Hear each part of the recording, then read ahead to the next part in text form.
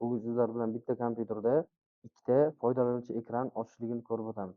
Buning uchun Windows E Garage klavishlarini bosib, kompyuterni sozlamalar bo'limiga kirib olamiz va учетный запись qismiga o'tib olamiz. Учетный запись qismidan другой пользователь qismiga kirib olamiz va добавить другой пользователь, ya'ni qo'shimcha foydalanuvchi qo'shish qismiga tanlab olamiz va ochilgan oynadan pользователь papkamiz ichiga bir qarab olamiz. Qarasak, mana bu yerda o'zimizning ochilgan pользователimiz nomi turibdi.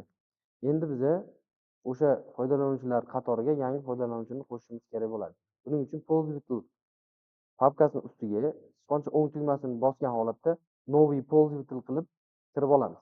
Новый пользователь qilib пользователь degan joyiga ism qo'yamiz. Masalan, admin va soздать tugmasini bosishimiz kerak bo'ladi. Va ochilgan oynani yopamiz. Endi pользователь papkani ichiga kiramiz.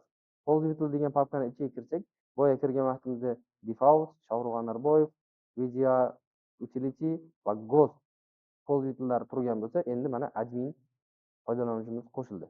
Endi biza shu ishlatayotgan foydalanuvchimiz ekranidan admin foydalanuvchi ekraniga o'tib olishimiz uchun klaviaturada Windows L garage klavishlarini bosib, kompyuterimizni blok rejimiga tushirib olishimiz kerak bo'ladi. Blok rejimiga tushirganimizdan keyin ekranimiz bloklangan